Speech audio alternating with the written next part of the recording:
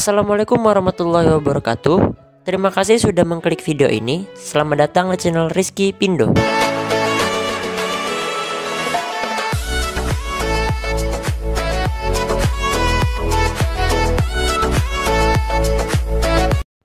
Pengertian: senam lantai merupakan salah satu cabang dari olahraga senam. Sesuai dengan namanya, senam ini dilakukan di atas lantai. Kebanyakan gerakan dalam senam lantai membutuhkan matras sebagai alat bantu yang berfungsi untuk mengurangi resiko terjadinya kecelakaan saat melakukan gerakan-gerakan yang hampir semuanya bersentuhan dengan lantai. Di dalam pertandingan resmi, senam lantai dilakukan di atas lantai berukuran 12x12. Organisasi Senam Indonesia menginduk pada Persatuan Senam Indonesia atau Persani. Organisasi ini dibentuk pada tanggal 14 Juli 1963 dengan nama Persani, atas inisiatif dari para tokoh-tokoh olahraga se-Indonesia yang menangani dan mempunyai keahlian pada cabang olahraga senam. Sejarah senam lantai. Sejarah senam berasal dari negeri Yunani, namun untuk senam lantai sendiri berawal dari negeri tirai bambu yaitu Cina. Sejak tahun 2700 sebelum Masehi, para biara-biara Cina kuno sudah mengenal bentuk-bentuk sederhana dari gerakan senam lantai.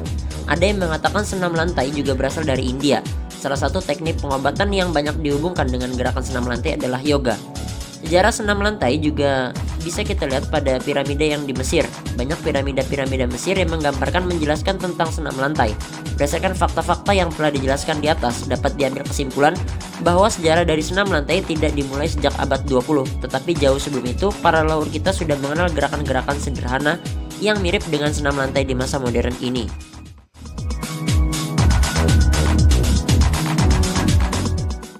Masuknya senam ke Indonesia. Senam mulai dikenal di Indonesia sekitar tahun 1912 pada masa penjajahan Belanda. Masuknya olahraga senam ini berbarengan dengan ditetapkannya pendidikan jasmani sebagai pelajaran wajib di sekolah. Senam yang pertama kali diperkenalkan pada waktu itu adalah senam versi Jerman.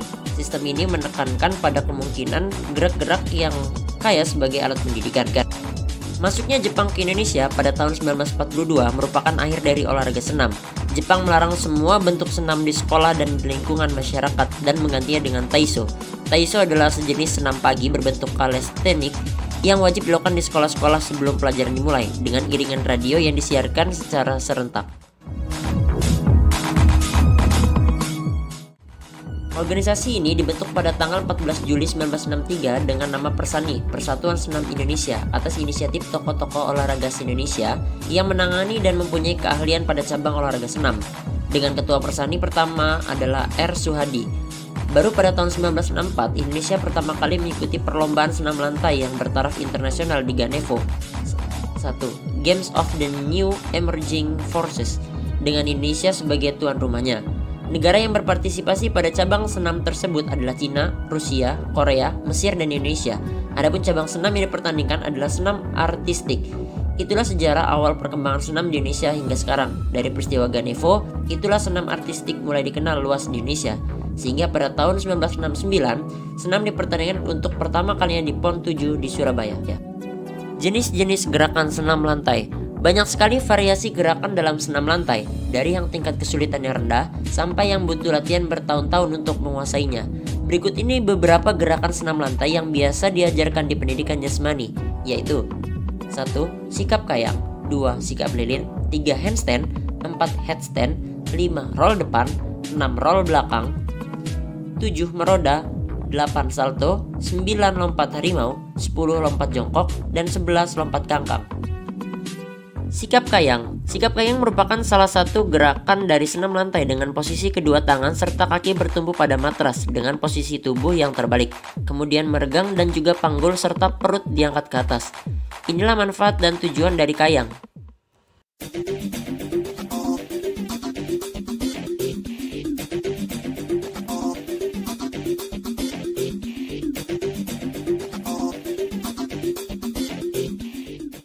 Sikap lilin. Sikap lilin merupakan salah satu dari gerakan senam lantai yang biasa dilakukan di atas matras, dengan kaki yang tegak berada di atas, sementara kepala berada di bawah sehingga akan berbentuk menyerupai lilin.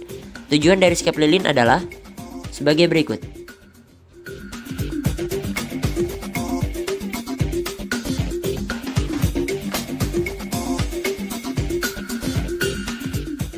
Handstand. Handstand merupakan posisi berdiri dengan memanfaatkan kedua tangan untuk menopang seluruh badan dan tangan berada di bawah serta kaki lurus ke atas. Gerakan ini termasuk ke dalam tingkatan senam lantai yang cukup sulit untuk dilakukan sebab akan membutuhkan keseimbangan yang tinggi. Headstand. Headstand merupakan salah satu gerakan senam lantai dengan posisi berdiri, kepala berada di bawah serta badan ditopang dengan menggunakan kedua tangan yang berbentuk segitiga. Gerakan headstand adalah turunan dari gerakan handstand yang juga membutuhkan konsentrasi serta koordinasi yang lebih tinggi sehingga memiliki tingkat kesulitan yang lebih tinggi daripada handstand. Roll depan. Rolling depan atau yang kita kenal dengan gerakan guling ke depan merupakan berguling ke depan dengan bagian belakang badan, tengkuk, punggung, pinggang, serta panggul bagian belakang. Secara teknis, roll depan bisa dilakukan dengan menggunakan dua cara, yakni sebagai berikut.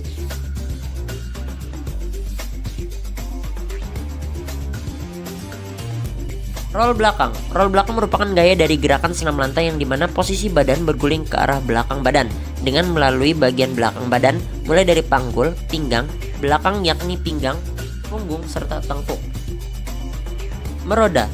Meroda merupakan suatu gerakan ke samping dalam senam lantai pada waktu bertumpu dengan menggunakan kedua tangan dengan kaki yang terbuka lebar. Meroda bisa dilakukan dengan menggunakan awalan ke kiri atau ke kanan. Terserah sesuai dengan bagaimana posisi yang menurut kalian enak. Gerakan meroda akan membutuhkan koordinasi gerak yang baik dan akurat. Salto. Salto merupakan salah satu gerakan yang berguling di udara.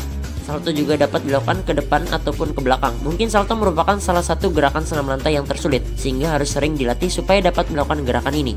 Sebab apabila gagal dalam melakukan salto, dapat berakibat fatal. Sebelum melakukan salto ada baiknya melakukan pemanasan, salah satunya dengan melakukan loncat harimau.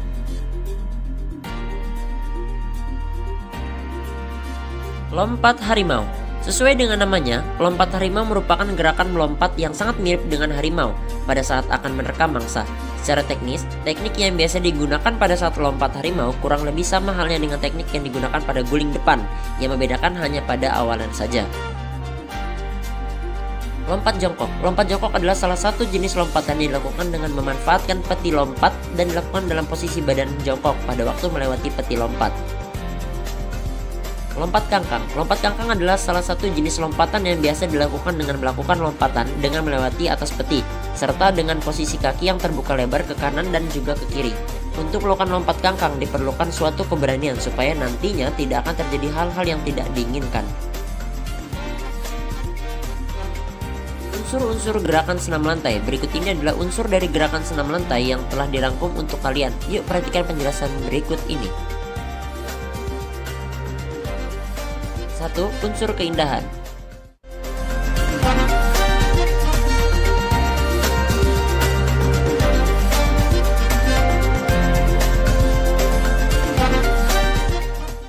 2. Unsur kekuatan.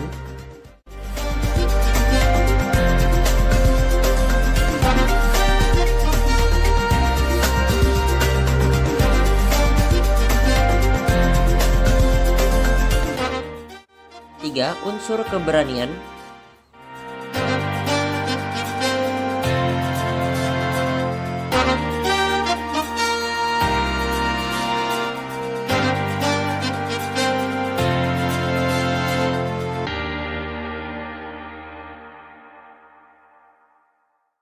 4. Unsur kelenturan. 5. Unsur keluasan. 6.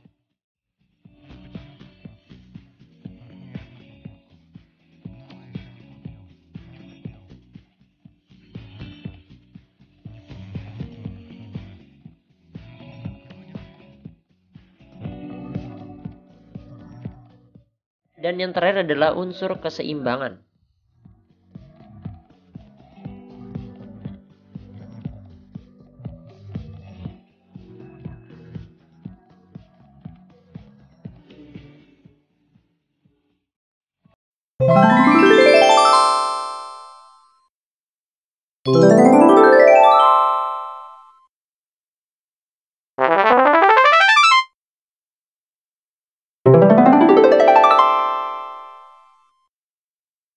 Peraturan dalam senam lantai. Dalam pertandingan senam lantai, aturan yang berlaku sangatlah sederhana, yakni sang atlet tidak boleh keluar arena pertandingan sebelum penampilannya selesai. Dengan kata lain, performanya hanya dapat ditampilkan dan disahkan di dalam arena sesuai dengan batas waktu yang telah ditentukan. Apabila ada bagian tubuh dari sang atlet, contoh kaki dan tangan, yang keluar sedikit saja dari arena, maka sang wasit akan memberikan bendera merah dan skor akan dikurangi. Tak hanya itu, skor juga akan berkurang jika sang atlet kurang atau tidak dapat melakukan gerakan tertentu di dalam koreografi gerakannya. Tak hanya itu saja, bahkan apabila sang atlet sedikit saja mengalami ketidakseimbangan, contoh sedikit oleng setelah melakukan rangkaian flip, maka hal itu akan dapat mengurangi nilai atau skornya dari semua aspek gerak yang dihadirkan sang atlet senam lantai dalam kompetisi. Nantinya sang juri akan memberi nilai ataupun skor. Atlet yang mendapatkan skor tertinggi ialah atlet yang berhak mendapatkan gelar juara atau menang.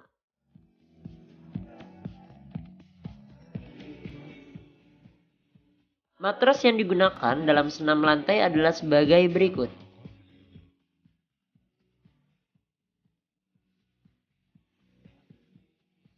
Matras ini fungsinya untuk melindungi para atlet dari hal-hal yang tidak diinginkan, misalnya pada waktu sang atlet terlempar hingga keluar arena, sewaktu melakukan gerakan akrobatik salto dengan beberapa kali flip atau putaran di udara.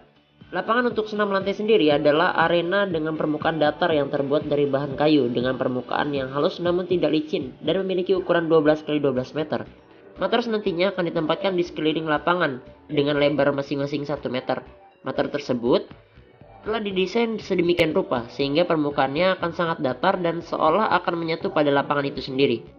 Walaupun begitu, matras yang dipasang sebagai pengaman lapangan senam lantai juga tidak setebal serta seempuk matras untuk latihan senam lantai pada umumnya.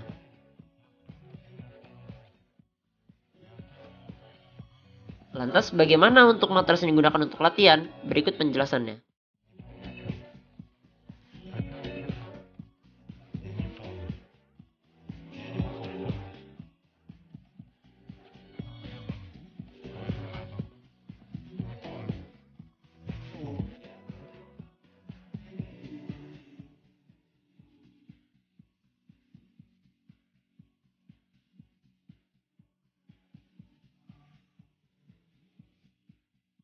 Tujuan senam lantai. Menjadi juara ataupun memiliki tubuh yang atletis dan seksi tampaknya menjadi salah satu tujuan seseorang berlatih senam lantai. Namun ada hal lain yang juga menjadi tujuan dari senam lantai ini, yaitu rasa hidup yang hanya dapat diperoleh saat seorang atlet senam lantai sukses dalam melampaui batasan-batasan tubuhnya, seperti rasa takutnya, serta rasa tidak percaya bahwa tubuh mampu melakukan hal yang sangat berbahaya sekalipun. Pada umumnya, tujuan dari sang atlet senam lantai terus melakukan latihan ialah untuk menerus berusaha memperlebar jangkauan dari tubuhnya sendiri, sehingga ia tidak sanggup lagi melakukannya, atau tidak ada seorang pun dapat melakukan gerakan tubuh seperti yang telah ia capai. Manfaat senam lantai. Adapun beberapa manfaat senam lantai yang harus kalian ketahui selain untuk menjaga kesehatan, diantaranya adalah sebagai berikut. Kesehatan tubuh lebih terjaga, membentuk tubuh yang profesional, mengurangi berat badan, tubuh akan menjadi lentur, tinggi badan menjadi lebih bertambah, pertumbuhan tulang, sebagai detoksifikasi, meningkatkan kepercayaan diri, membantu merangsang sel pertumbuhan, melatih badan untuk bergerak lincah, melatih kesehatan jantung, memelihara kebugaran dan kesegaran tubuh. Terima kasih sudah menonton video ini, semoga bermanfaat. Like, komen, dan share kalau kalian suka dengan video ini, dislike aja kalau nggak suka. Jangan lupa untuk subscribe channel ini kalau kalian masih mau dengar suara saya. Hehehe. Sampai jumpa. Assalamualaikum warahmatullahi wabarakatuh.